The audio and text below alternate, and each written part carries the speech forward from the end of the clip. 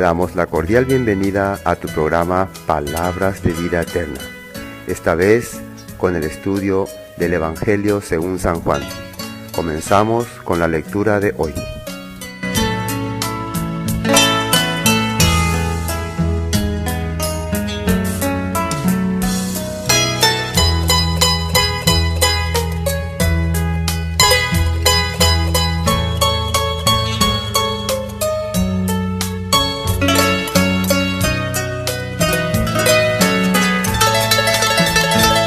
San Juan 4.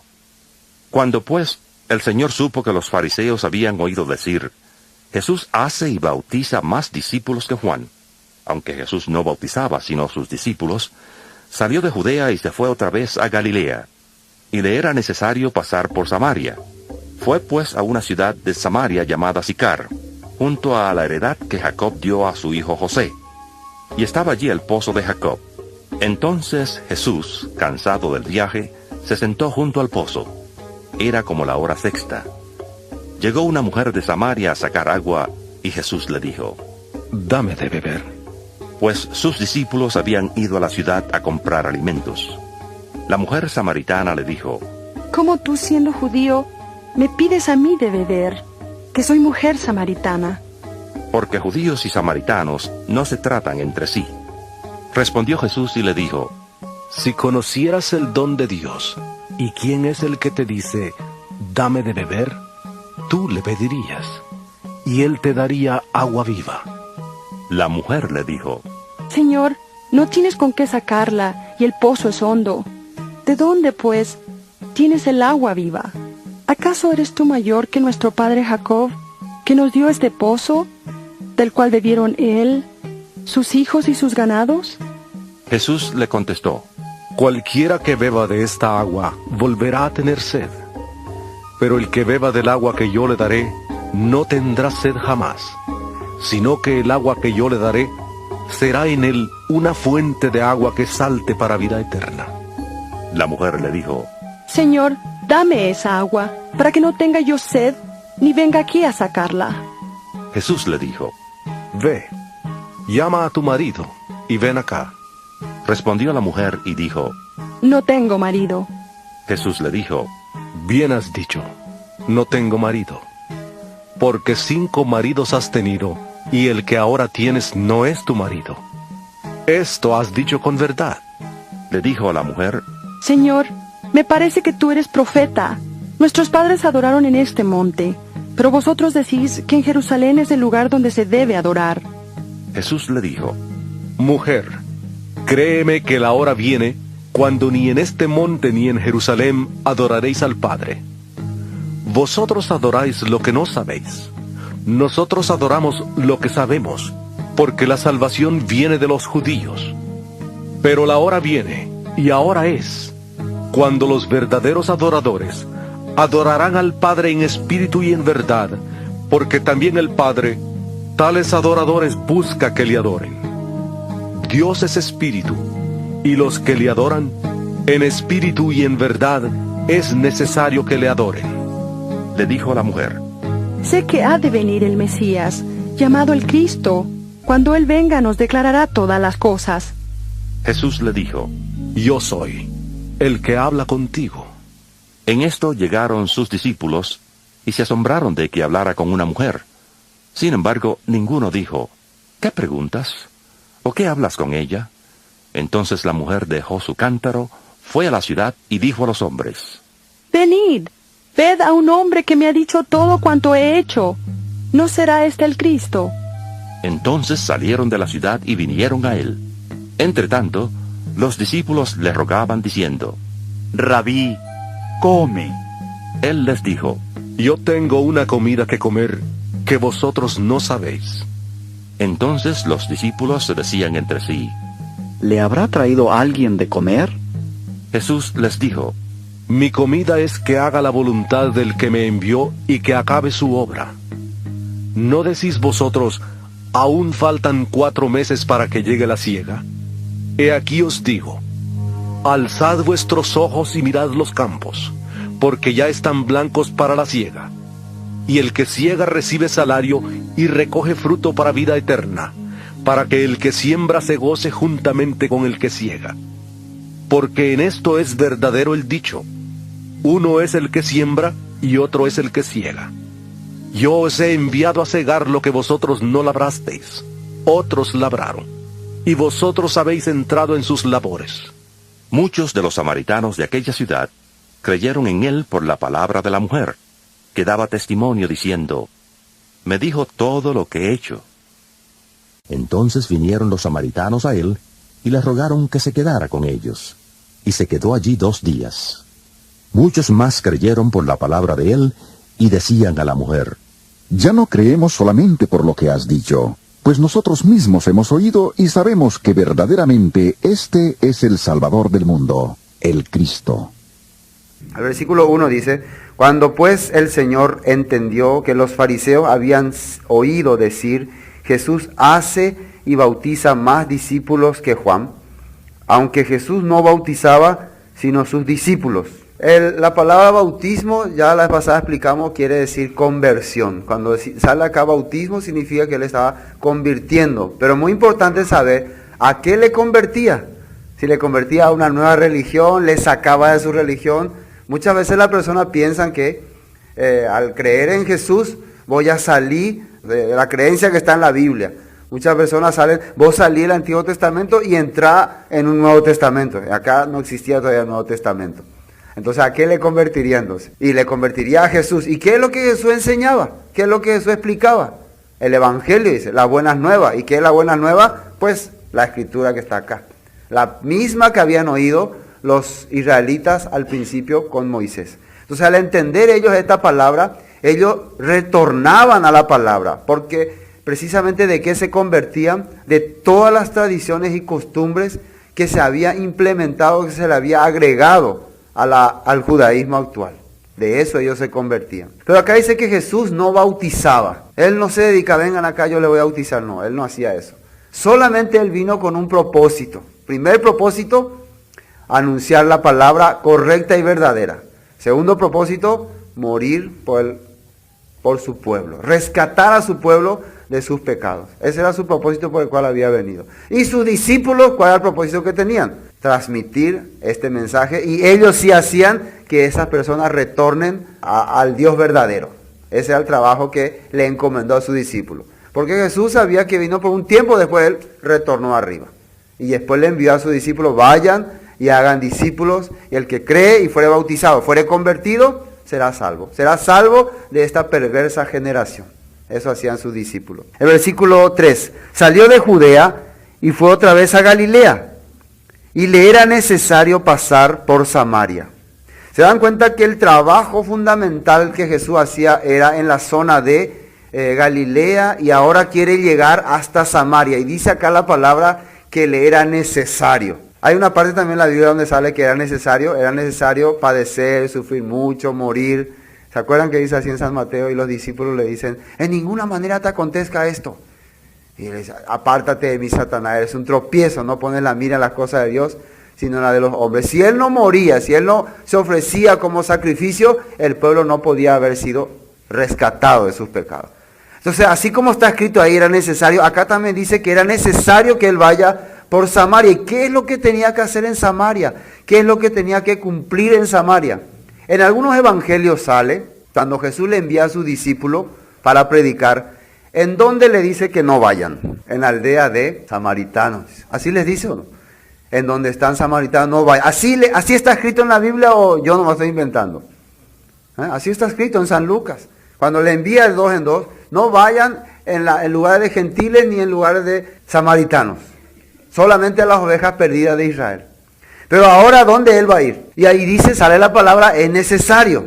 Entonces, ¿qué significa? Él va a ir ahora a cumplir el castigo que se había impuesto a los samaritanos. Y para entender esto, sí o sí, tenemos que ir al Antiguo Testamento. Si acá nos quedamos, ¿vamos a entender de qué estamos hablando? No vamos a entender, no vamos a comprender. Por eso van a atender bien los versículos que vamos a leer para poder comprender este punto. ¿Por qué era necesario que Jesús vaya a Samaria? ¿Qué es lo que él tenía que cumplir? Él tenía que cumplir ahí una profecía. tenía que hacer un cumplimiento, tenía que hacer una liberación. Pero vamos a seguir leyendo un poco más. Y le era necesario pasar por Samaria. Vino pues a una ciudad de Samaria llamada Sicar, junto a la heredad que Jacob dio a su hijo José. Yo estaba buscando el significado de esta palabra Sicar. ¿Y saben qué significa? Sicar, ebrio, o borracho, o falso también. Son todas sus denominaciones. Ebrio, borracho o falso. Qué extraño, ¿no? ¿Por qué? ¿Qué será lo que Dios nos está queriendo hacer entender? Justo en una zona llamada lugar de ebrios, de borrachos y de gente falsa, a Jesús le era necesario ir a ese lugar. En la Biblia aparece, ¿no?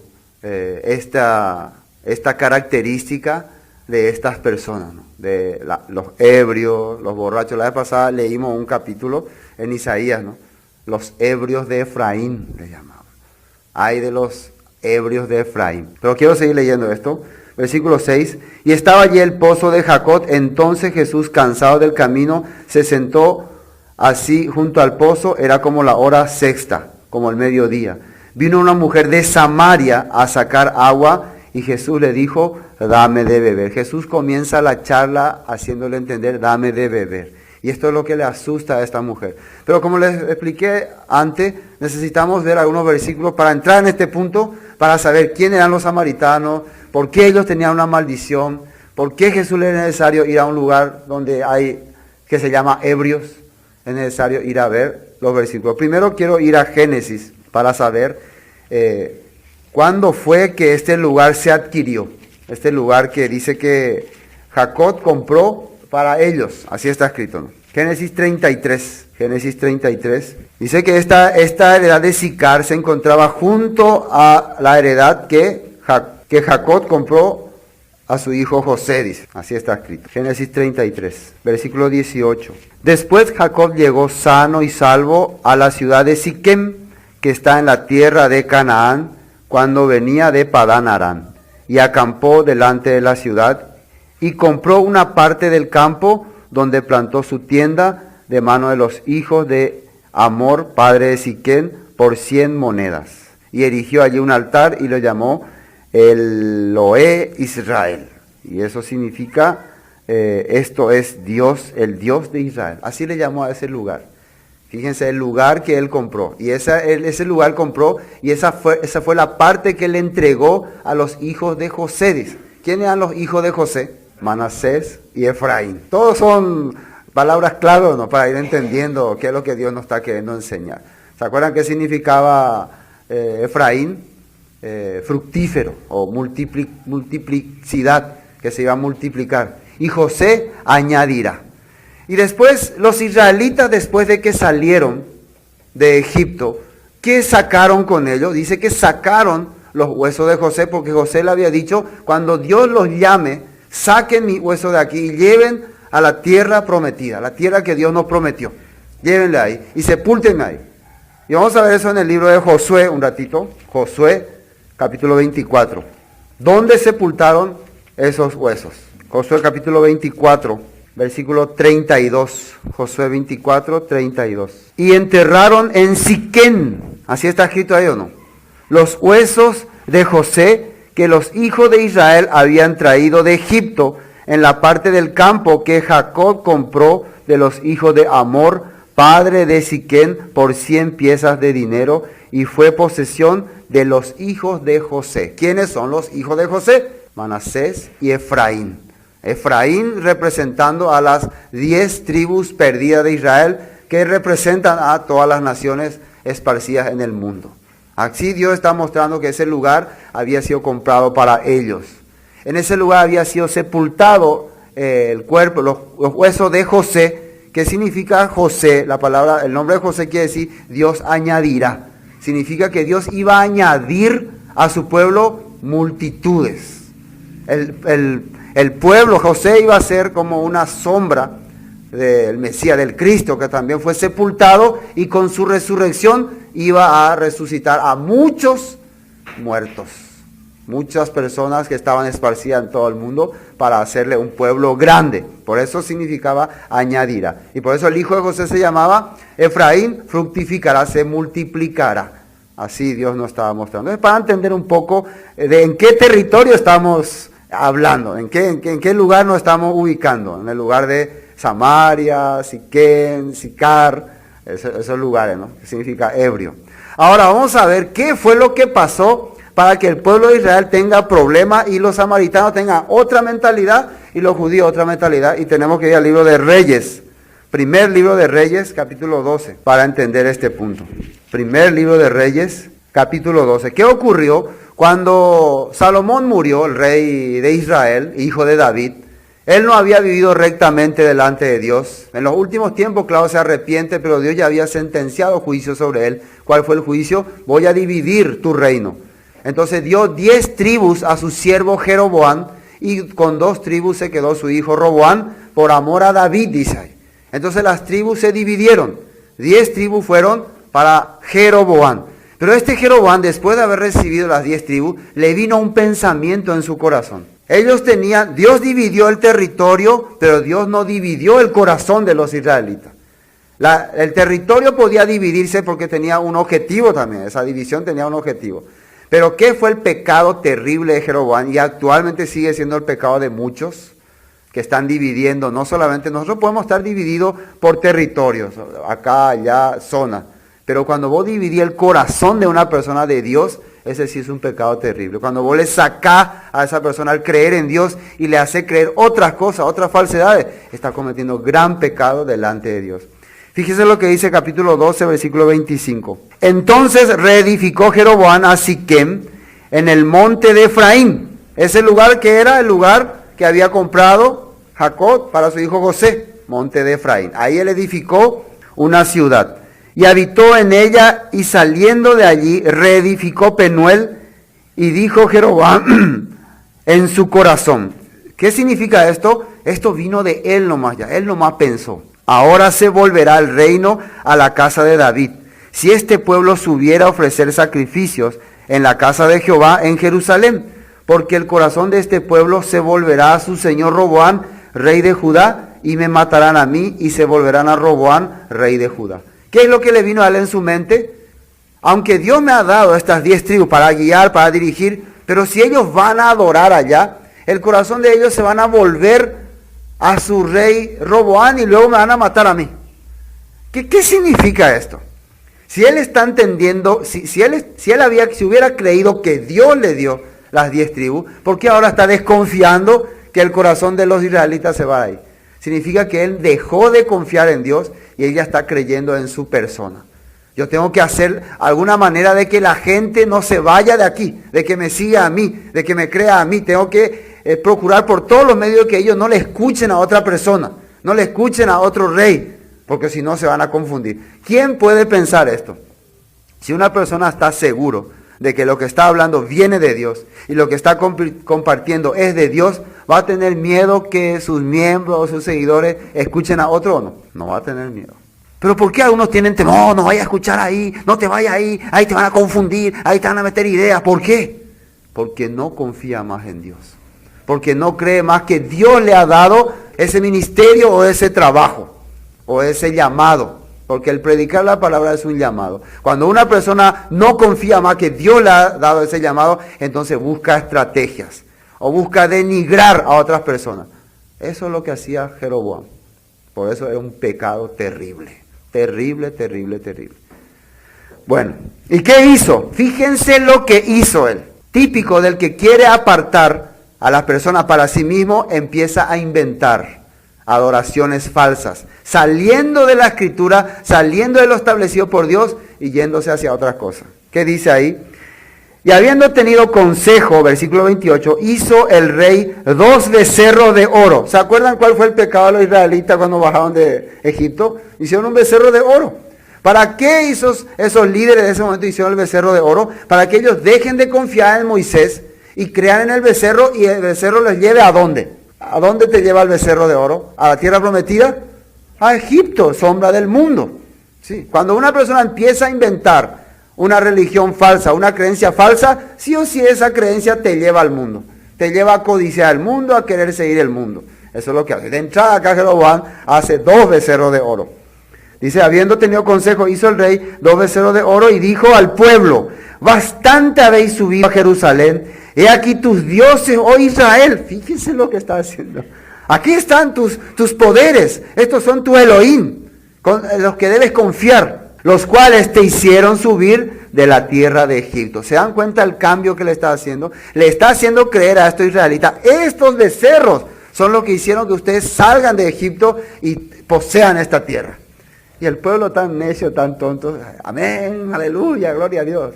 Grande nuestro siervo, le cree. ¿Por qué creerían ellos? La primera estrategia que va a usar alguien para engañar a otro es sacar la palabra, la escritura y hablar inventos. No lean más esas cosas, no entren más, eso ya era el pasado. Esas escrituras que Moisés escribió son pasado. Ahora nosotros somos la actualidad.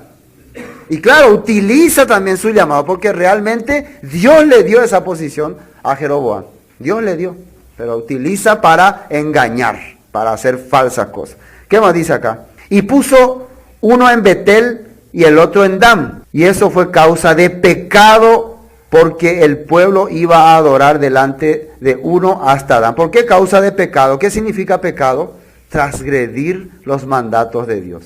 Y cuando vos le pones al pueblo que adore un ídolo, que adore una imagen, que adore un becerro, ¿qué está haciendo? En la Biblia que dice, de entrada en los mandamientos que dice, no tendrás otros dioses, no te harás imágenes. Entonces ya le empezó a hacer pecar al pueblo. Bueno, después, versículo 31. Hizo también casas sobre los lugares altos, e hizo sacerdotes de entre el pueblo, que no eran de los hijos de Leví. Empezó a nombrar, bueno, tú vas a ser sacerdote, tú vas a ser, este va a ser tu iglesia. Empezó a fundar montón de iglesias, montón de reunión, lugar de reunión. Empezó a extender. ¿Qué es la característica de la falsa denominación? ¿Qué es su característica? Quiere extenderse, quiere establecer. Aquí vos vas a ser pastor, vos vas a hacer. Ahí establece. Él nomás establece. No hijos de Leví, no personas escogidas por Dios, sino personas establecidas por ellos. ¿Entendés? Vos vas a hacer. Así empezó a hacer. Y la gente ya empezaba a seguirle. Hizo también, versículo 32. Y mire, esto sí es importante. Entonces instituyó Jeroboam fiesta solemne en el mes octavo. ¿En qué mes instituyó fiesta solemne? Mes octavo. ¿Eso está escrito en la Biblia? No. A los 15 días del mes, conforme a la fiesta solemne que se celebraba en Judá, y sacrificó sobre un altar. Así hizo en Betel, ofreciendo sacrificios a los becerros que había hecho.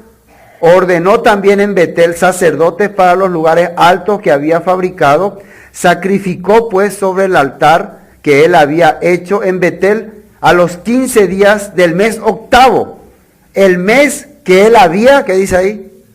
Inventado de su propio corazón, e hizo fiesta a los hijos de Israel y subió al altar a quemar incienso. Ahí empezó él a fabricar fecha. Ahora ya nuestra fecha no vamos a ser el primer mes ni a los 15 días. No. El mes de Nisan, eso ya terminó. Eso era del judaísmo. Eso quedó con los judíos allá en Jerusalén. Nosotros ahora somos nueva tierra, nueva fe, nueva creencia, y estos son nuestros dioses. Amén. Al pueblo le gustó. ¿Por qué? Estas fiestas incluían. ¿Ustedes qué hacían los israelitas cuando adoraban al becerro de oro? Ahí dice que había fornicación, orgía, ese tipo de fiesta había.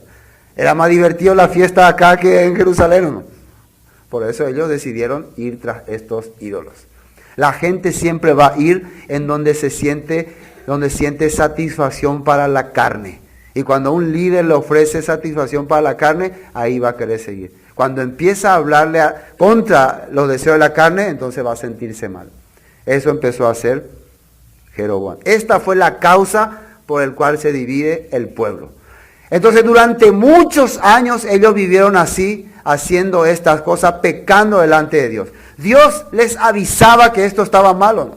Dios enviaba profetas, enviaba mensajeros, Elías, Eliseo, varios profetas que le advertían a los reyes de Israel, no vivan así, no anden así, pero ellos no hacían caso y pecaban. hasta que llegó el día de la sentencia final. Y eso vamos a leer otra vez acá en Segunda de Reyes, libro de Segunda de Reyes, capítulo 17. Segunda de Reyes, capítulo 17. Y fíjense lo que dice acá. Acá vamos a tratar que la lectura nos explique todo, ¿no? Porque es importante que la Biblia ¿cómo se puede decir? Nos diga lo que ocurrió, ¿no?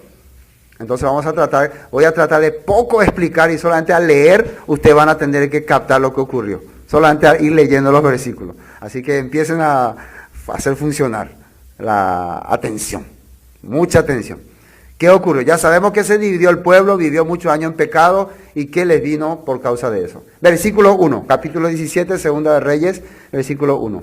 En el año 12 de Acaz, rey de Judá, comenzó a reinar Oseas, hijo de Ela, en Samaria, sobre Israel, y reinó 9 años. Versículo 2. E hizo lo malo ante los ojos de Jehová, aunque no como los reyes de Israel que habían sido antes de él.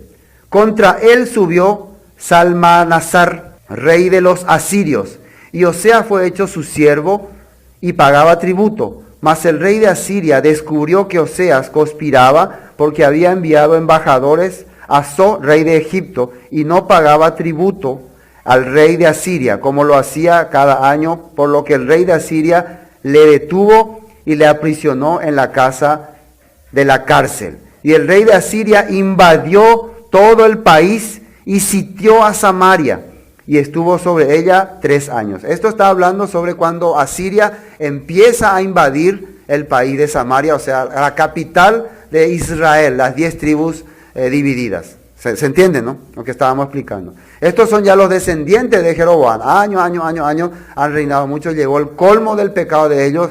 Dios va a establecer su juicio. Hasta acá parece un dato histórico. Pero fíjense lo que dicen después. Versículo 6. En el año 9 de Oseas, el rey de Asiria tomó Samaria y llevó a Israel cautivo a Asiria y los puso en Alab, en Abor, junto al río Gozam, y en las ciudades de los Medos. Y ahí versículo 7. Esto es lo que tenemos que analizar bien. ¿Por qué ocurrió estas cosas? ¿Qué sucedió?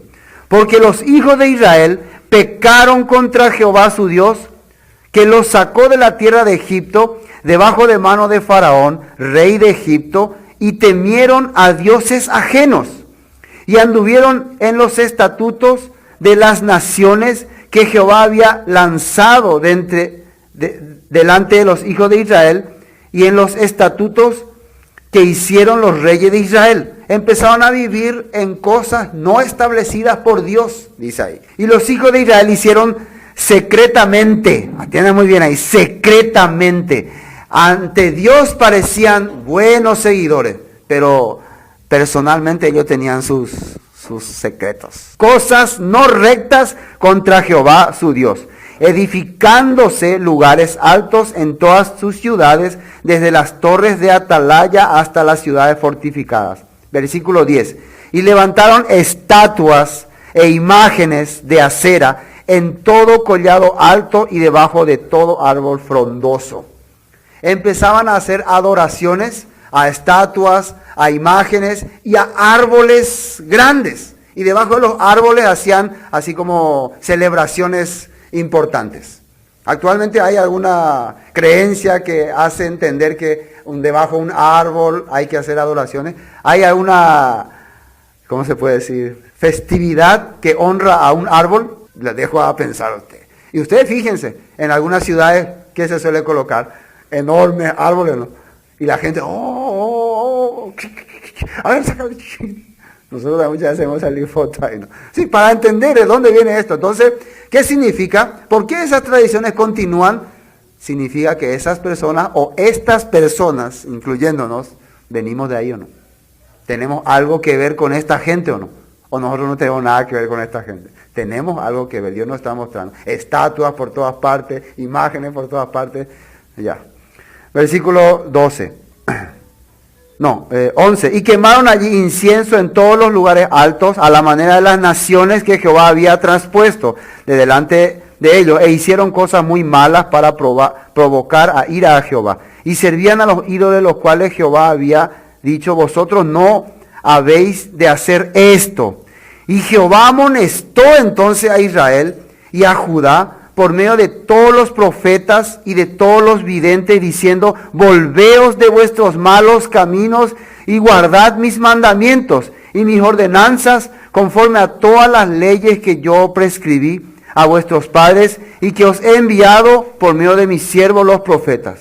Dios avisaba estas cosas, ¿no? Dios le advertía continuamente, vuélvanse de esto, no vivan así. Que ellos que hicieron, versículo 14. Mas ellos no obedecieron. Antes endurecieron su cerviz como la cerviz de sus padres, los cuales no creyeron en Jehová su Dios, y desecharon sus estatutos y el pacto que él había hecho con sus padres, y los testimonios que él había prescrito a ellos, y siguieron la vanidad y se hicieron vanos, y fueron en pos de las naciones que estaban alrededor de ellos, las cuales Jehová les había mandado que no hiciesen a la manera de ellas. Dejaron todos los mandamientos de Jehová su Dios y se hicieron imágenes fundidas de becerros y también imágenes de acera. Adoraron a todo el ejército de los cielos y sirvieron a Baal, el dios sol, el dios de la naturaleza, el dios de la fertilidad, que actualmente la gente sigue adorando, el dios de la carne. Carne a Baal, siguen haciendo esa adoración. Entonces, ¿tenemos algo que ver con esta gente? Cada vez nos identificamos más. Versículo 17. E hicieron pasar sus hijos y sus hijas por fuego, y se dieron a adivinaciones y agüeros, y se entregaron a hacer lo malo ante los ojos de Jehová, provocándole ira. En aquel tiempo, como estas celebraciones, estas adoraciones eran puras orgías, puro adulterio, las mujeres quedaban embarazadas sin saber ni de quién, ni cómo. Entonces cuando nacían esos niños desconocidos, esos eran ofrecidos a los dioses. Hoy en día tal vez no se hace así, pero después de las celebraciones de carnaval, ocurre lo mismo, ¿no? Muchísimas mujeres quedan embarazadas, no saben ni de quién. ¿Y qué hacen con esos niños? Antes de que nazcan, los abortan, los sacrifican. ¿A quién? A Baal, porque fueron engendrados en el tiempo de Baal. Está asemejándose a eso. Y la gente empieza a consultar a adivinos, a magos, a brujos. ¿Y cuál es mi suerte? A ver, adivíname esto. Eso estamos viendo cada día por todas partes. Versículo 18. Jehová, por tanto, se airó en gran manera contra Israel y los quitó de delante de su rostro, y no quedó sino solo la tribu de Judá. Los esparció, los llevó y desapareció. ¿Dónde se fueron ellos? Se perdieron. Vamos a ir salteando un poco. Versículo 21. Porque separó a Israel de la casa de David, y ellos hicieron rey a Jeroboam, hijo de Nabat, y Jeroboam apartó a Israel de en pos de Jehová y les hizo cometer gran pecado. Hermanos, me gustaría leer completo, ¿no? Pero es largo esta parte. Ustedes lean más y estudien más este capítulo 17. Porque es la causa por el cual los israelitas, las tribus de Israel empezaron a tener la maldición. Esta maldición se puede decir que duró casi 700 años. ¿Cuándo esta maldición creemos nosotros que se rompe? ¿Cuándo se rompe? Cuando Jesús viene a Samaria. Ahí se va a romper esta maldición. Por eso a él era necesario ir a Samaria. Ellos habían recibido, estamos hablando de Samaria, la capital. Unos versículos más vamos a leer. Versículo 29 dice: pero cada nación se hizo sus dioses y le pusieron en los templos los lugares altos que había hecho los de Samaria, cada nación en su ciudad donde habitaban. ¿Qué ocurrió acá? Después de que fueron dispersados, el rey de Asiria trajo muchísimas otras naciones y mezcló ahí las naciones, se mezclaron. ¿Y qué hizo cada nación? Cada nación trajo sus dioses. Pero ¿saben lo interesante? Aunque cada nación trajo sus dioses, igual ellos tenían un pequeño conocimiento de que tienen un Dios verdadero. Y adoraban a ese Dios asimilándole a sus dioses falsos. Por eso veamos estos últimos versículos. Versículo 32. Temían a Jehová e hicieron del pueblo sacerdote de los lugares altos que sacrificaban para ellos en los templos de los lugares altos. Temían a Jehová y honraban a sus dioses, según la costumbre de las naciones de donde habían sido trasladados. Fíjense lo que dice ahí. Temían a Jehová, dice. ¿Pero a quién adoraban? a los dioses que las naciones le habían impuesto. Pregúntele usted a todas las personas, ¿ustedes temen a Dios? Sí, tenemos a Dios, pero ¿a quién están adorando? A los que las naciones le han impuesto, a los que las doctrinas le han cargado. A eso ellos temen. Y en el versículo 37, los estatutos y decretos y la ley, mandamiento que os dio por escrito, cuidaréis siempre de ponerlos por obra y no temeréis dioses ajenos. No olvidaréis el pacto que hice con vosotros, ni temeréis a dioses ajenos, mas temed a Jehová vuestro Dios, y Él os librará de la mano de todo vuestro enemigo. Y el versículo 40. Pero ellos no escucharon, antes hicieron según su costumbre antigua. Aunque les dio la posibilidad a los profetas, vuelvan otra vez a las cosas de Dios. Cambien esa costumbre. Dejen de adorar a los dioses. Vuelvan a lo que dice la Biblia y Dios le va a librar. Se le promete que le va a restaurar. Pero ellos no hicieron caso. Volvieron. No. Ya gente más guarepe. Vámonos más a seguir como antes porque me complica esto lo que ahora escuchamos. No entendí esto. Ya gente, ¿cómo era antes? Porque de tanto haber escuchado costumbre antigua y manera antigua, que cuando escucha la verdad le confunde. Le parece raro. ¿Qué es lo que está hablando este pastor? Parece que habla en chino. Porque tanto ya hemos escuchado doctrina falsa que la verdad ya no parece falsa. Eso es la verdad. Eso es lo que ocurre. Bueno, ahora sí volvamos a San Juan. ¿No? San Juan, ¿no? Ahora sí, creo que podemos entender qué ocurrió acá, ¿no? ¿Qué sucedió? Entonces, imagínense ese territorio viviendo durante años con confusión, con engaños, y la gente viviendo pensando que eso era la verdad, sin esperanza, pero ahora viene la luz. Luz le resplandeció a ellos, y Jesús quiere llegar a este lugar. El versículo 7, San Juan capítulo 4, versículo 7. Vino una mujer de Samaria a sacar agua, y Jesús le dijo, dame de beber. Pues sus discípulos habían ido a la ciudad a comprar de comer. La mujer samaritana le dijo, ¿cómo tú, siendo judío, me pides a mí de beber, que soy mujer samaritana? Porque judíos y samaritanos no se tratan entre sí. ¿Por qué judíos y samaritanos no se trataban entre sí? Por el largo historial que tenían de rivalidad. ¿Quién había puesto la rivalidad entre ellos? Los antepasados de Jeroboam, que habían hecho, no vayan más allá, no necesitamos ustedes servir allá, acá están nuestros dioses, estos son los que nos sacaron de Egipto. Entonces los samaritanos ya empezaron a mirar como enemigos a los judíos. Y los judíos, ya, al ver su vida de ellos, no, ustedes están mal. Entonces había una enemistad. ¿Me entiendes? Claro, hoy en día también las personas que están adorando imágenes, que están adorando hombres, que están adorando ídolos, ¿qué piensan de las personas que dicen que están creyendo en la verdad, en la Biblia, que están locos? No, Dios no dejó, este es nuestro santo patrono, esto es, así piensan o no, y eso crea enemistad o no. Se creó una enemistad tremenda, y eso es lo que hay. Ahora lo que le sorprende a la mujer samaritana, que tú siendo judío, me pidas a mí. Vos sabés que no se puede. Además, Jesús era como un rabino, un maestro, que le habla a una mujer es tipo sospechoso. ¿Qué es lo que este quiere conmigo, lento?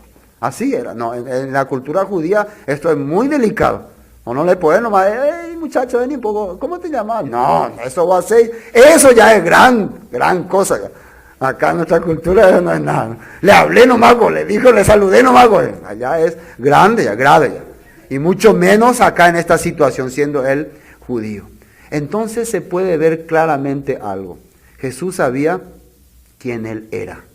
Ella no sabía quién era ella. Jesús sabía, yo vengo en rescate, vengo a rescatarte. Como tanto ya había ella vivido confundida, perdida. La vida de ella como era, desastre, corrompida. ¿Dónde vivía esta mujer? Dice en la Biblia.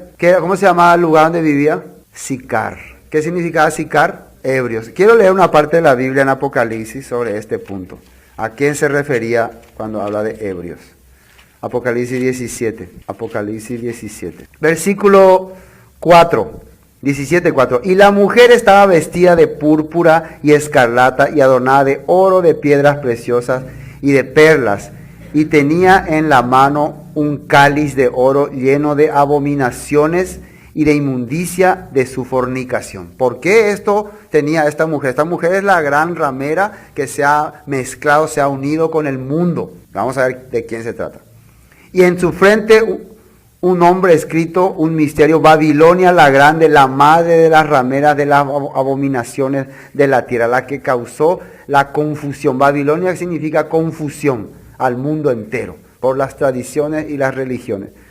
¿Y desde dónde comenzó esto? Comenzó ahí desde Jeroboam. Versículo 6, vi a la mujer, ¿y qué dice ahí? Ebria de la sangre de los santos y de la sangre de los mártires de Jesús.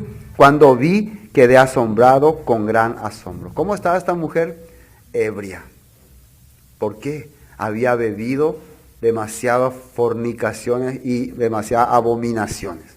Entonces, justamente, ¿dónde Jesús viene y le encuentra a esta mujer samaritana? En Sicar, lugar de falsedad o ebria, o ebriedad. Eso significa Sicar.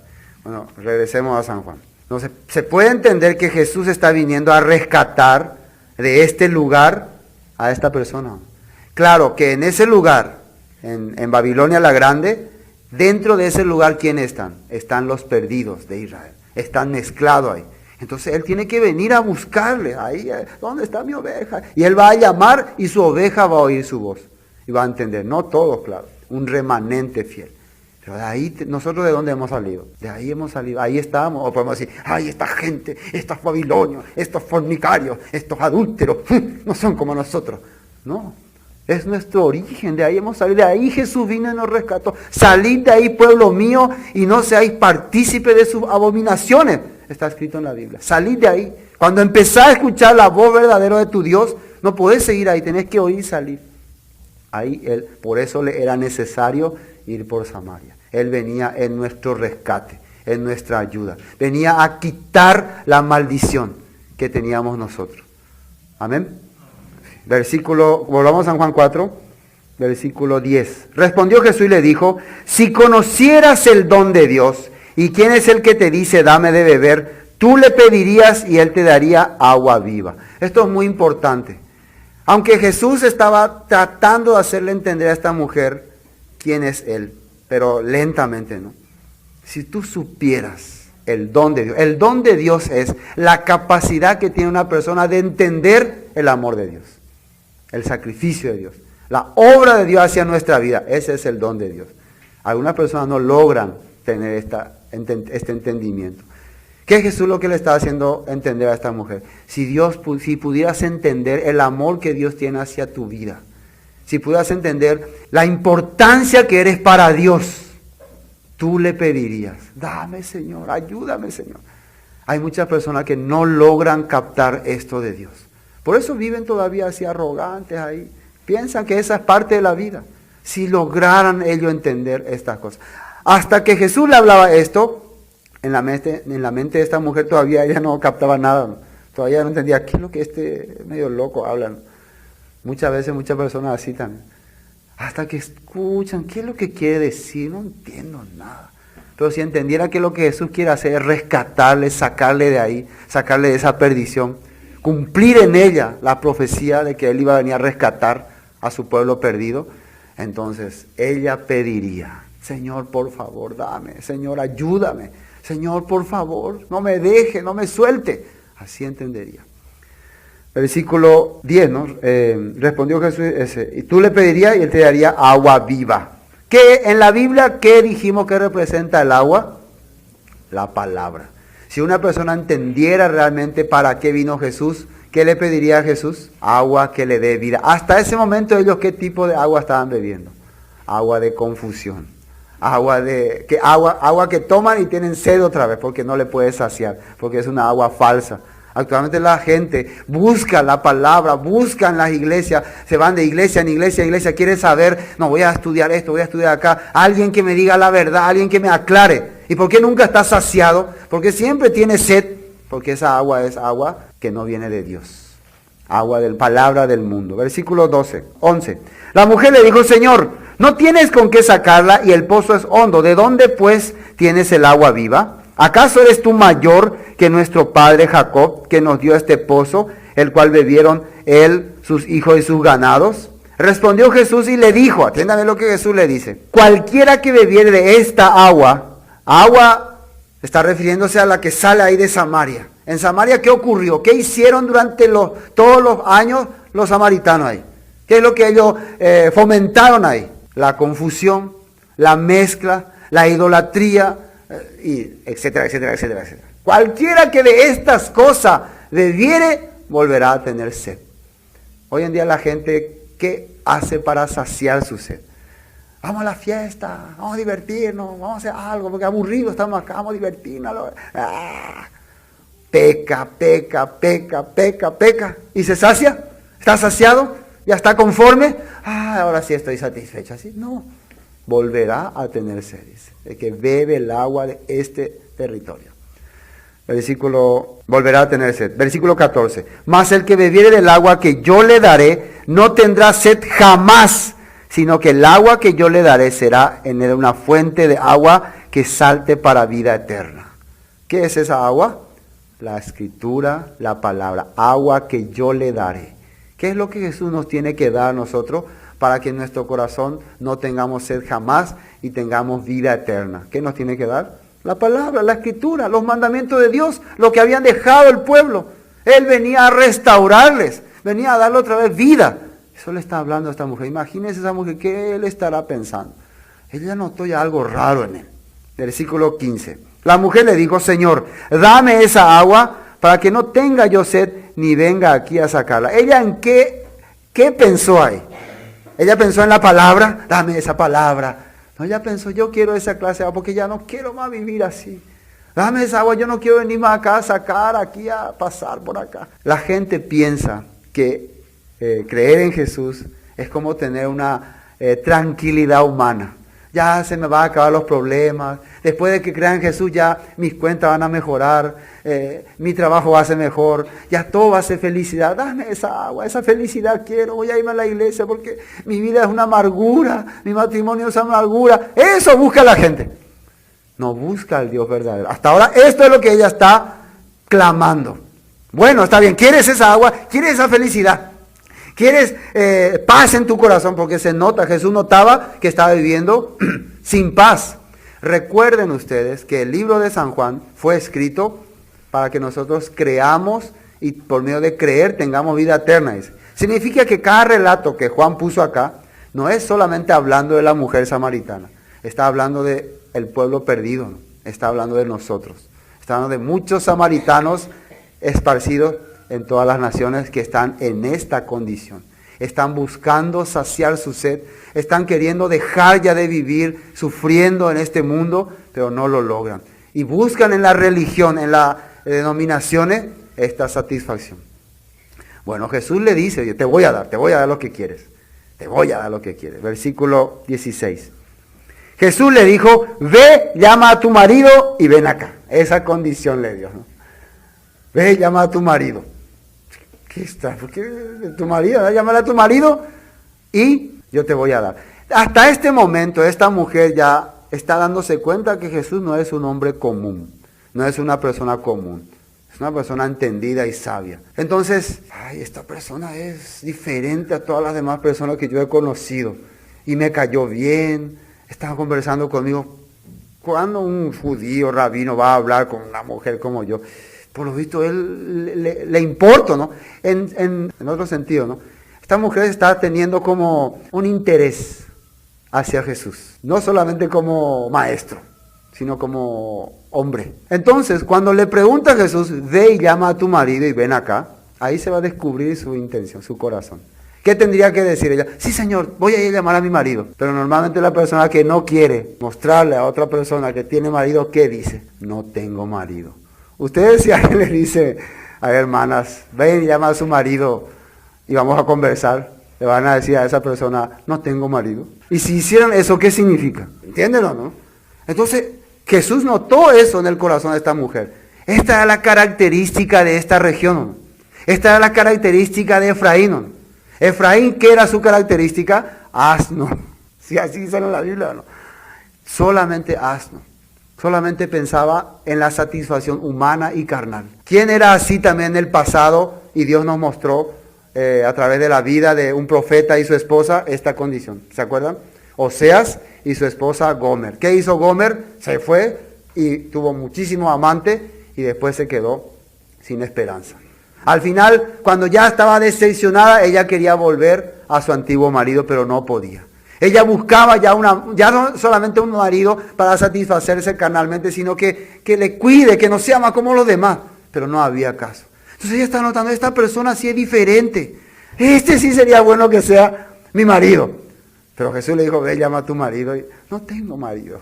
Le dijo, no tengo marido, yo soy soltera. Porque ella, ¿cómo consideraba a su marido? La palabra marido significa quien me puede dar satisfacción. Eso significa. O quien me puede proteger. Cuando se usa marido, es el que me va a proteger, satisfacer, dar alegría, con quien yo me pueda sentir confiado.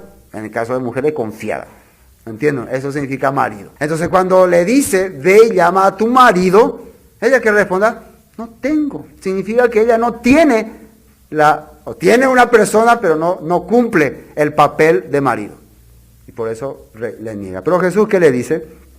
Y dice, fíjense que Jesús le dice que ha dicho bien. Versículo 17. Respondió la mujer, le dijo, no tengo marido. Jesús le dijo, bien has dicho, no tengo marido, porque 5 maridos has tenido y el que ahora tiene no es tu marido. Esto has dicho con verdad. Y esto es importante, cada vez que en la Biblia salen números, hay que ir a profundizar y otra vez algo. ¿Por qué sale ahí otra vez 5 maridos? Pero ¿por qué es lo que la Biblia nos quiere enseñar con estos 5 maridos?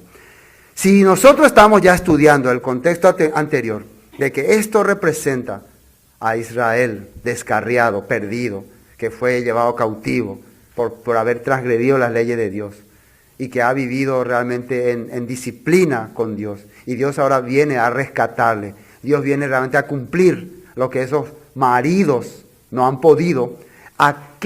¿En qué será que se está representando acá a estos maridos? ¿Qué será que la Biblia nos quiere enseñar que son estos maridos? Si esto es Israel perdida entre las naciones, que ha vivido saciándose del mundo, ¿quiénes son estos maridos?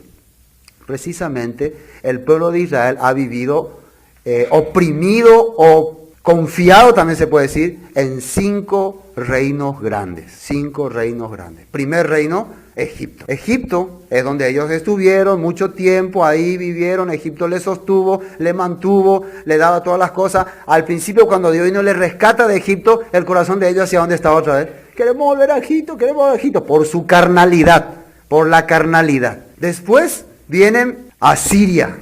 ¿Cuándo fue Asiria? ¿Se acuerdan que Israel, antes de que Asiria los conquiste, ellos tenían alianza con Asiria? Ellos adoptaron la idolatría de Asiria. Ellos eran amigos. Y después, ¿qué fue lo que pasó? Que no empezaron a pagar los impuestos, no empezaron a hacer estas cosas. Y Dios tocó el corazón de Asiria para quebrantar a Israel. Entonces ellos fueron llevados cautivos por los que ellos confiaban, por los asirios confiaban. Al final los asirios los masacraron. Después, ¿quién viene? Babilonia. ¿Se acuerdan también qué pasó con Babilonia en el tiempo de Ezequías? Cuando él estaba enfermo, vinieron los de Babilonia, ¿qué tal? Venimos a saludarte, ay, qué lindos son ustedes, qué bueno. Vengan, les voy a mostrar mis tesoros, les voy a mostrar mis palacios. ¿Se acuerdan? Y él le muestra ahí todo su palacio. Y después se van y viene Isaías. ¿Quiénes son estos? Ah, son príncipes de Babilonia. ¿Y qué hicieron acá? Y vinieron a felicitarme porque me curé y yo les mostré todo el reino, todos mis tesoros. ¿Qué es lo que hiciste? Esto van a venir y te van a destruir. Ese era ese tercer marido que el pueblo confió y le vino y le hizo desastre. Después de Babilonia vinieron los persas. ¿Qué hicieron los persas?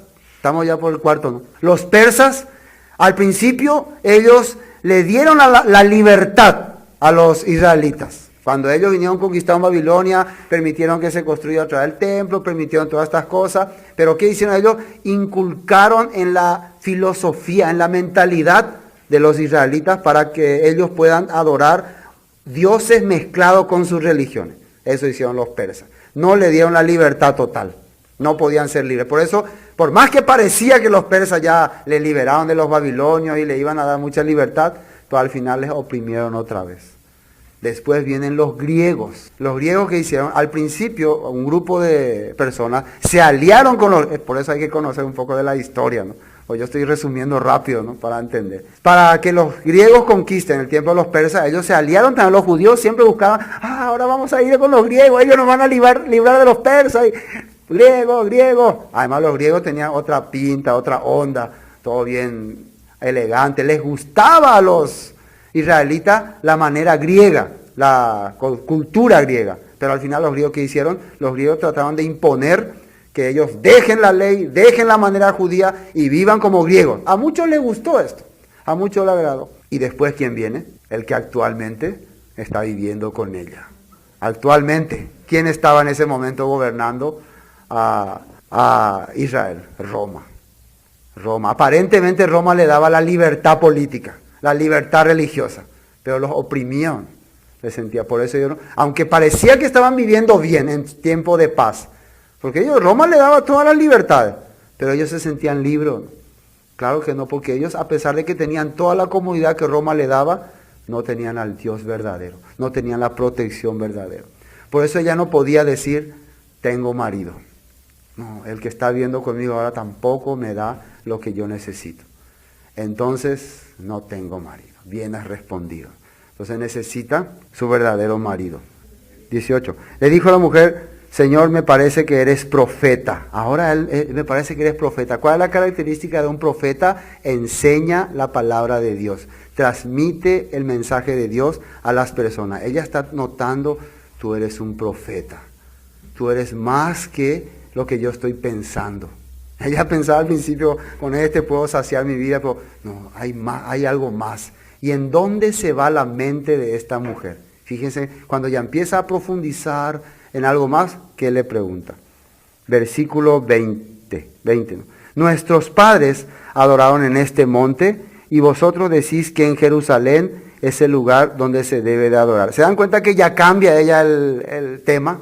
Ya sale de lo carnal y va ya a lo espiritual, o por lo menos lo que ella piensa que es espiritual. Según ella, el lugar donde Dios dijo que se debe adorar es ahí en Samaria, es ahí en Sicar, porque ahí nuestros padres, ¿quién está hablando de sus padres? Jeroboam y todos los antepasados establecieron los lugares, hicieron sacerdotes y así nos enseñaron durante muchos años. Pero ustedes dicen, ella, claro, es una persona que no tiene conocimiento de la Escritura, ¿en qué se va a basar? En que ustedes dicen que en Jerusalén es donde se debe adorar. Así habla la persona que no conoce la palabra. ¿Qué le responde Jesús? Versículo 21. Jesús le dijo, mujer, créeme que la hora viene cuando ni en este monte ni en Jerusalén adoraréis al Padre. ¿Por qué ni en este monte ni en Jerusalén? ¿Qué es lo que va a pasar? Pero ¿por qué le está diciendo ni en este monte ni en Jerusalén? Entonces en Jerusalén no vamos a ver adoración, Dios va a terminar ahí. Porque ¿qué va a pasar con el lugar donde los judíos actualmente consideraban centro de adoración, gran lugar de adoración, que era Jerusalén? ¿Qué Jesús dijo que iba a ocurrir con ese lugar? Iba a caer, se iba a destruir. Así que no pongan su esperanza ni en Efraín, ni en Samaria, ni en Jerusalén. Ahí no pongan su esperanza porque eso va a ser destruido. ¿Dónde deben poner su esperanza? ¿Dónde deben tener la verdadera adoración ustedes? ¿Qué le dice ahí? Jesús le dijo, mujer, créeme que la hora viene cuando ni en este monte ni en Jerusalén adoraréis al Padre. Vosotros adoráis lo que no sabéis. Nosotros adoramos lo que sabemos. Porque la salvación, y esto es muy importante que entendamos, a los antijudíos también, ¿de quién viene la salvación? Dice ahí. Ahí qué dice, ahí lean qué dice ahí, ¿de quién viene la salvación? Y esto es importante entender, ¿por qué? ¿Qué es lo que ocurrió cuando se dividió los dos reinos? Israel se fue con las 10 tribus y estableció su manera de adorar a Dios. ¿De dónde dice que sacó Jeroboam eso? De su corazón. Inventó, fueron inventos. En el caso de los judíos, ellos ¿con qué se quedaron? Con lo escrito, con la escritura, con lo establecido por Dios. Eso es lo único que Jesús está queriendo hacer entender acá. No hace entender que los judíos son mejores que los samaritanos, ni más espirituales, porque vemos que los judíos, por más que tenían la escritura, ellos un mundo a otro lado. De boca adoraban, pero su corazón estaba lejos de Dios. Pero ¿qué es lo que le hacen querer hacer entender a la samaritana? La salvación está en la escritura. ¿Dónde tienen la escritura? Actualmente, ¿dónde están usando la escritura? En Jerusalén, en los judíos tienen, ellos conservaron, ellos escribieron. Ahí está la salvación. Ahí está la manera de obtener la verdad. Dios esos adoradores busca. Lastimosamente hoy en día, hasta hoy se está enseñando No, los judíos ya están fuera.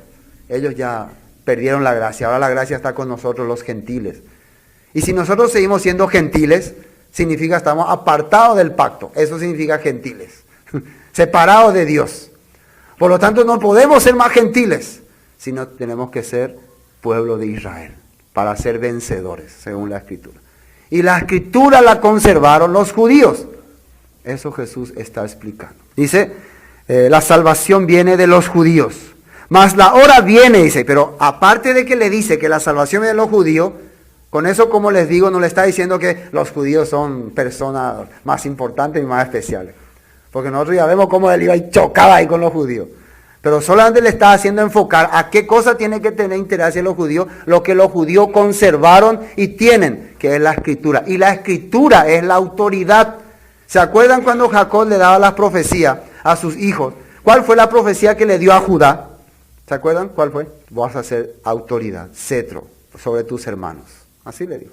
¿Qué iba a hacer que Judá conserve esa autoridad sobre sus hermanos? ¿Que era más fuerte, más poderoso? La Escritura. ¿Por qué dice que cuando Jesucristo predicaba, decía que predicaba como quien tiene autoridad? ¿Qué él hablaba? La Escritura. ¿Dónde está la autoridad en la Escritura? Cuando vos perdés la Escritura de tu corazón, perdés toda autoridad de Dios. Ahí está la autoridad. Por eso los judíos conservan. Eso, lean Génesis capítulo 50, cuando Jacob profetiza sobre las tribus de Israel. Entonces, Judá tendría la autoridad. Pero, versículo 23, mas la hora viene y ahora es cuando los verdaderos adoradores adorarán al Padre en espíritu y en verdad. Porque también el Padre tales adoradores busca que le adoren. ¿Qué significa adorador? ¿Cómo vos podés ser adorador del Padre? ¿Cómo puedes adorarle a Él? ¿Cómo puede salir tu corazón? Le adoro a este Padre, adoro todas sus... Ahí está, todas sus... ¿Cómo puedes saber eso? Por la Escritura. Si vos no tenés Escritura y tenés una adoración ciega, sos entonces un fanático o un religioso. La adoración viene del conocimiento de ese ser. ¿Y cómo tener el conocimiento de ese ser? Por su palabra. En este caso, ¿qué es lo que Jesús le está enseñando a esta mujer samaritana? ¿Ustedes qué hicieron? Ustedes rechazaron a este Dios. Ustedes menospreciaron a este Dios. Ustedes se olvidaron de este Dios. Pero este Dios nunca los olvidó a ustedes. Dios viene a buscarles. Dios los ama. Dios los quiere rescatar. Dios quiere darle a ustedes su corazón para que le puedan adorar con espíritu y con verdad. Entonces la adoración que va a tener ahora esta mujer hacia ese Dios va a ser una fuerza preparada por Dios. Porque le está sacando de la idolatría, de la falsedad. ¿En qué forma? Por el amor. Le está demostrando su amor. Por eso ella vio a este hombre porque me habla, porque me trata, porque tiene interés hacia mí. ¿De dónde sale eso? Es el amor de Dios hacia su pueblo que está mostrando. La misma cosa que Oseas hacía por Gomer. La misma cosa que Dios hizo, enviar a su Hijo a morir en la cruz por nuestro pecado, porque de tal manera amó al mundo. Eso le está demostrando. Entonces este adorador no tiene que ser más un adorador falso, un adorador sin conocimiento, un adorador porque entendió el amor de Dios. Y aunque no tenga muchas doctrinas, ni teorías, ni profecías, pero sí entiende una cosa: Él me ama, Él me rescató, Él me buscó. Y eso queda en su corazón. Y eso está quedando en el corazón de esta mujer. No le está explicando mucha doctrina. Le está dando dónde debe estar tu confianza, dónde tiene que estar tu fe. Y ahí, ¿qué se le ocurre a esta mujer? ¿Qué le viene en la mente cuando le habla todas estas cosas? El versículo 24. Dios es espíritu y los que le adoran en espíritu y en verdad es necesario que le adoren. Le dijo la mujer: sé que ha de venir el Mesías, el elegido, el escogido, llamado, sinónimo, el Cristo es, llamado el escogido, el elegido. ¿Para qué ha de venir Él? ¿Para qué tiene que venir el escogido, el Mesías? ¿Qué dice ahí? Cuando Él venga, nos aclarará todas las cosas. Hasta ahora nosotros vivimos lo confundidos. Los judíos dicen que ellos tienen la verdad. Los samaritanos dicen también estamos todos confundidos. Muy mala la verdad. A Pepe, la iglesia, o paru, no, ya, ¿dónde más Jesucristo? Angaja, de la verdad. Hermano, ¿ustedes creen que Jesucristo les está hablando ahora? Cuando están leyendo esto. Usted dice, cuando Jesucristo venga, Él me aclarará la verdad. Entonces, ¿dónde está ahora Jesucristo manifestándose? En su palabra. Él está hablando. ¿Qué dice Jesús? ¿Qué le dijo?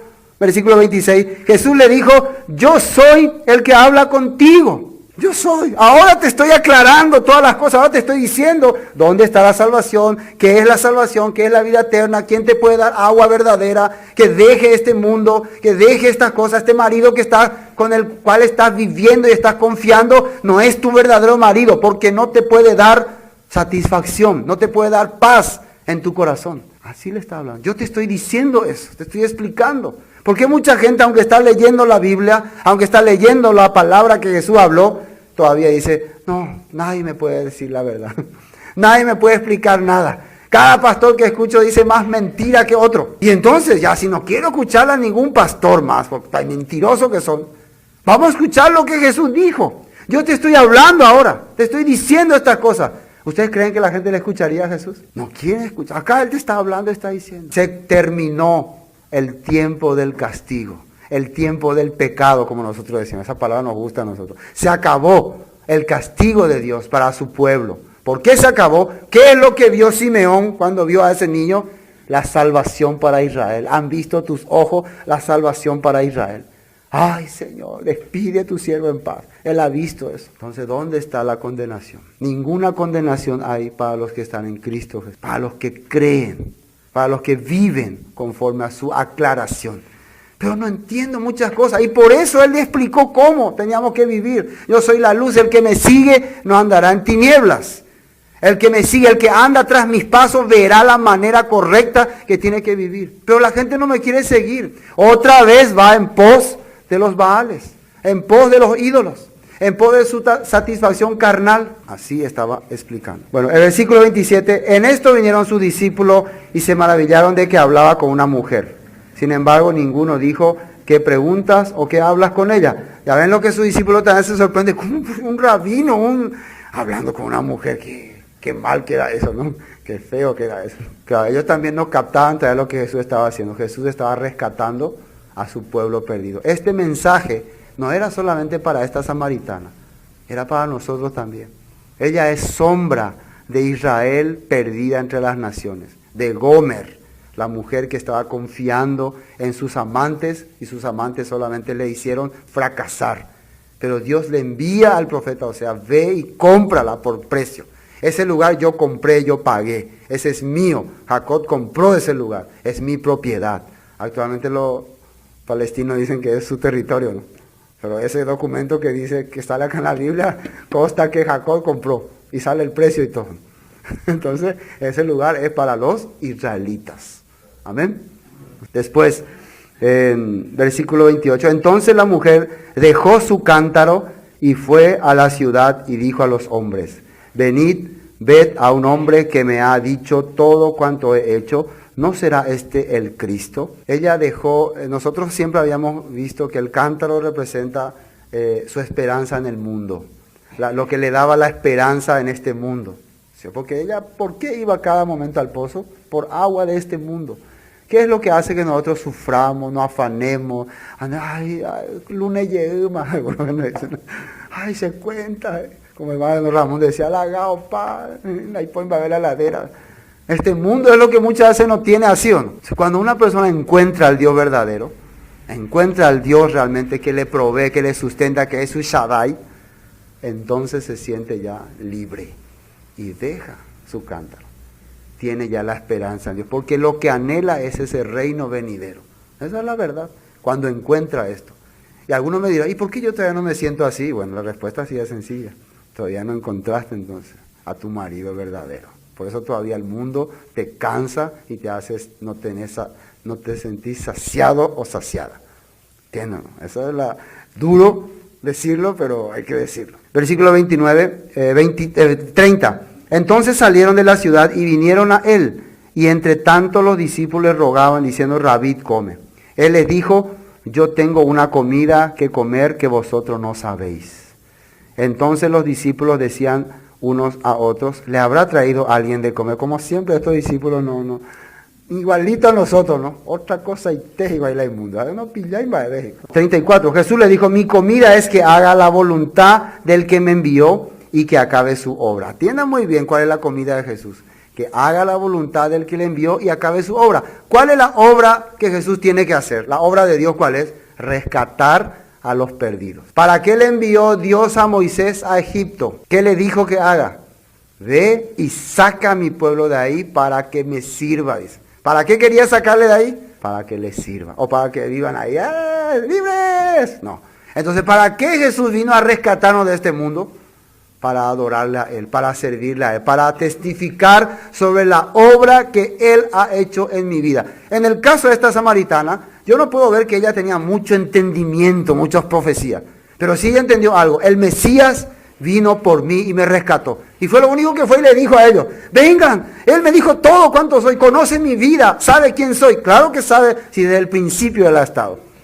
Sabe por qué ella vivió así, por qué ella sufría así, por qué no tenía paz en su corazón. Porque desde antes su pueblo se había apartado, habían dejado y ahora vino a rescatarla, vino a conquistarla de nuevo. ¿Con qué cosa? Ya no con él, no le trajo ley, le trajo amor. No, yo vengo por ti, vengo a darte vida, vengo a darte agua que tenga vida eterna. Y así le dijo. Ella estaba feliz, no cambió su corazón. 35. ¿No decís vosotros, aún falta 4 meses para que llegue la siega? He aquí os digo, alzad vuestro ojo y mirad los campos, porque ya están blancos para la siega. ¿En qué territorio ellos se encontraban en ese momento? Zona de Samaria, ¿no? Entonces cuando le dice, alcen su ojo, ¿qué es lo que vieron todos ellos? Muchísimos samaritanos, pueblo de samaritanos. ¿Qué había pasado con los samaritanos? Habían sido esparcidos, habían sido mezclados, en pocas palabras, habían sido sembrados entre las naciones. ¿Quién había hecho esto? Dios. Dios había hecho la gran siembra. Fíjense, esto es una palabra profética. Ahora nosotros también Dios nos dice, alcen su ojo y vean, ya está la siembra hecha, ya está, Dios ya preparó todo. ¿Qué hay que ir a hacer? Hay que ir a recoger. Así le está. Ya está todo listo. ¿Ve? Ustedes, todo esto Dios preparó, esta es obra de Dios. Dios hizo que las naciones, que el pueblo de Israel se mezcle entre las naciones para tener misericordia de todos. Los sujetó a ellos en desobediencia para ahora ir en pos de ellos y rescatarlos. Así hizo Dios. Versículo 36. Y el que siembra y recibe salario recoge fruto para vida eterna, para el que siembra goce juntamente con el que siega. Porque en esto es verdadero el dicho, uno es el que siembra y otro es el que siega. Yo os he enviado a segar lo que vosotros no labrasteis. Otros labraron y vosotros habéis entrado en sus labores. ¿Cuál es el trabajo que Dios nos da a nosotros? Segar. Ir a recoger lo que Él preparó, lo que Él hizo que otros preparen. Eso es nuestro trabajo. Él esparció, Él sembró, hizo su siembra, añadió con José y fructificó con Efraín, multiplicó su fruto. Como le dijo a Abraham, tu descendencia será multitud, como las estrellas del cielo. ¿Eso hizo Dios o no? Ahora hay que ir a recoger. Así está hablando aquí. O cuando uno no capta lo que está leyendo acá, ¿qué será lo que, de qué hablará? No entiende nada. Entonces, ¿le duele o no? No, y saltea nomás. No, pues Dios está mostrando esto. A través de la samaritana. Quiere enseñarnos que ya Él ha preparado todas las cosas para que nosotros vayamos a recoger. Versículo 39. Y muchos de los samaritanos de aquella ciudad creyeron en Él. Atiendan lo que dice ahí. Por la palabra de la mujer que le daba testimonio diciendo, me dijo todo lo que he hecho. 2 fases principales de una persona rescatada, de una persona liberada. Hay 2 fases. Primera, cuando vos sos rescatado por Dios, cuando Dios te saca de este mundo, ¿qué es lo primero que vos podés decir? Los misterios, las revelaciones, las profecías, ¿podés hablar de esas cosas? ¿Qué es lo primero que podés decir cuando Dios te sacó de ese mundo perdido? Tu testimonio, tu manera en que entendiste el amor de Dios. Yo era una persona así, yo era una persona apartada de la gracia, vivía en corrupción, pero el amor de Dios fue grande y me dio esto. Esto conmovió el corazón de muchos samaritanos, pero ¿para qué? ¿Para qué conmovió? Para que quieran qué hacer. Yo también quiero escuchar a ese Mesías, yo también quiero oírle, yo también quiero saber de Él. ¿Dónde está? Llévame a Él. Creemos en Él, pero todavía no habían entendido mucho. Solamente el testimonio de una persona fue suficiente para motivarle a ellos a querer también oírle. Significa que el estado actual de los samaritanos en ese tiempo era terrible. Todos estaban con la misma sed. ¿No? De ahí la importancia de la vida de cada persona rescatada. Pero si una persona que dice que es rescatada No, ¿qué me importa? Yo ya viví mococa, hubo farrea. ¿Qué testimonio va a dar? Si eso es lo que la persona quiere liberarse.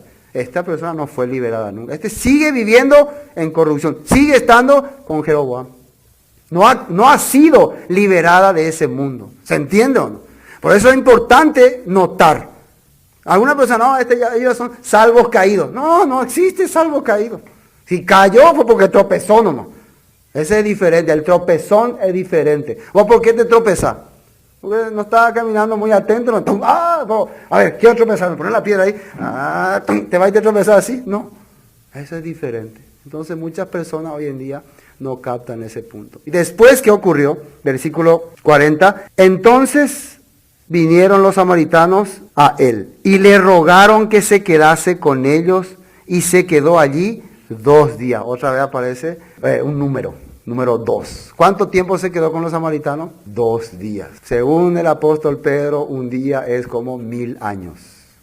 Les rogaron, por favor, necesitamos de tu enseñanza. En esos 2 días, ¿qué hizo Jesús con los samaritanos? ¿Qué creen ustedes que hizo? Ahí le enseñó. Hermanos, el rescate, el liberarnos del mundo, del pecado, es por gracia. No necesitamos hacer nada. ¿Para qué Dios nos libera de este mundo? Para enseñarnos su palabra. ¿Por qué podemos decir que 2000 años después de que Jesús vino, Él está ahora, ¿qué está haciendo? Está enseñando, está mostrando cómo tiene que vivir un hijo de Dios verdadero. 2 días, sombra de 2000 años. Hace 2000 años que Jesús apareció en nuestra vida. Podemos decir así. Tal vez nosotros no, pero en nuestra vida, en este mundo, apareció. ¿Con qué objetivo? Para romper la maldición que había contra su pueblo Israel. Para eso Él vino. ¿Para qué Él vino? Para cargar nuestras maldiciones. Entonces, por eso era necesario ir por Samaria. Tengo que cumplir el propósito por el cual he venido. Ya está todo listo. Vean, discípulos, miren cómo ya está listo. ¿Qué será lo que me imagino nomás cuando les mostró a los discípulos? ¿Qué será que veían? Gente ahí caminando, ahí, eso veían. Dios así también nos muestra, ¿no? Gente caminando, ya está listo. Hay que tener nomás este corazón. Y después, 2 días, y creyeron mucho más por la palabra de Él. Es diferente cuando Jesús te enseña que cuando vos escuchás un testimonio, ¿no? El testimonio, porque es importante, es la base para querer oír al que trabajó en esa persona. Cuando vos testificas grandemente de alguien, las personas tienen motivación para escuchar sobre esa persona y ahí creen más, dice. Entonces, si nosotros escuchamos grandes testimonios del cambio de una persona, entonces tenemos que escuchar quién fue el que le cambió y ese mismo cambio llega a nuestras vidas. Amén. Y este versículo, y decía la mujer, ya no creemos solamente por tu dicho, porque nosotros mismos hemos oído y sabemos que verdaderamente este es el Salvador del mundo, el Cristo. Sabemos, dice. Ya creemos. Él es el que vino a liberarnos, a romper la maldición, a quitar esta maldición. Se quedaron todos contentos, ¿no? Los samaritanos, y felices. Ese es también nuestro trabajo. Amén. Hoy hasta aquí vamos a...